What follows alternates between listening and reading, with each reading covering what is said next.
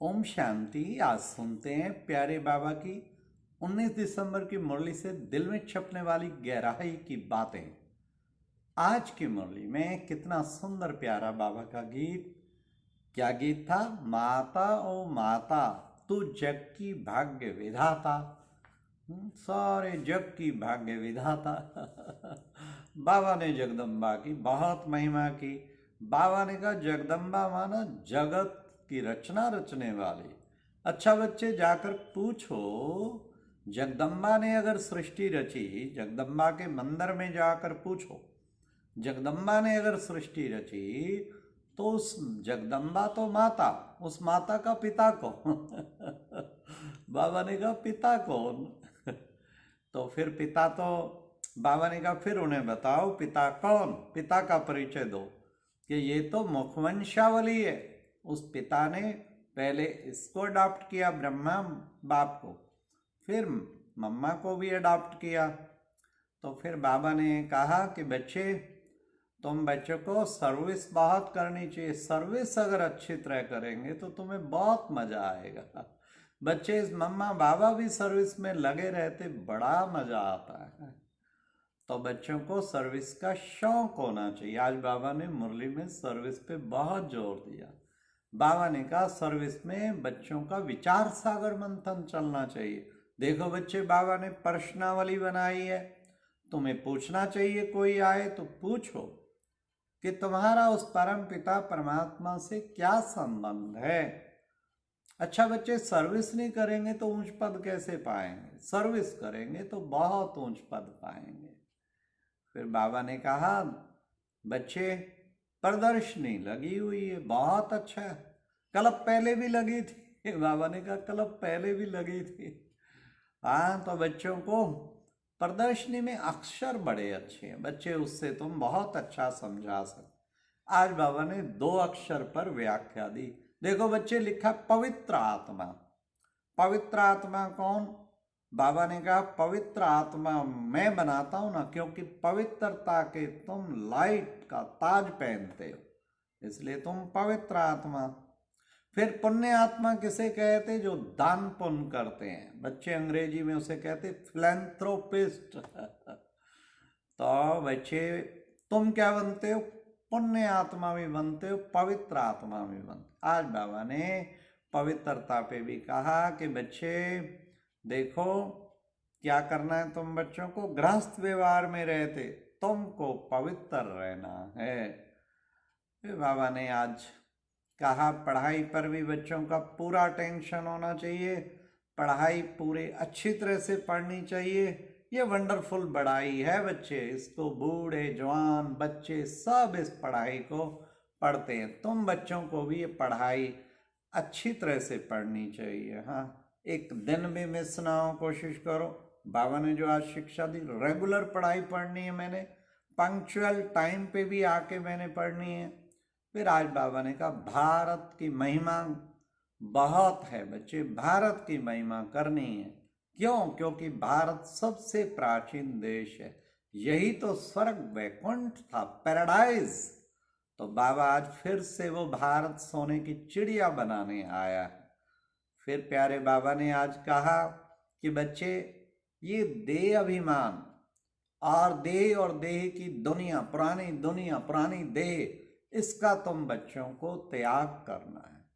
जितना त्याग करेंगे उतना तुम श्रेष्ठ बनते जाएंगे।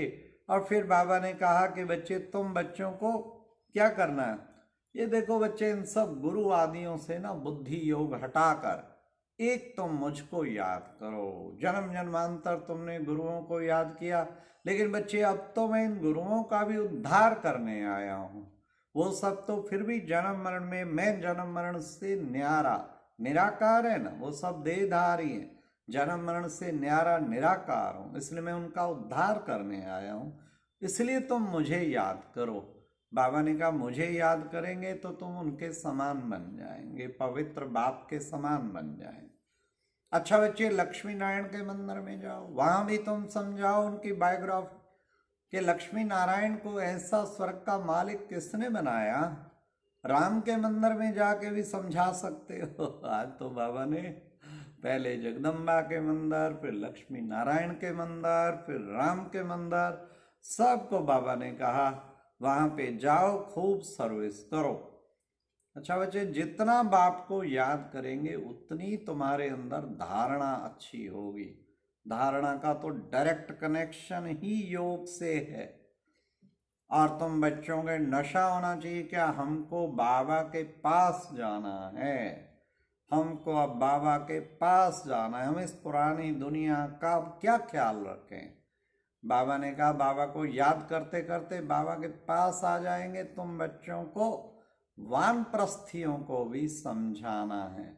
वानप्रस्थियों को समझाना है क्या, कि हम सब की अब वानप्रस्थ अवस्था है।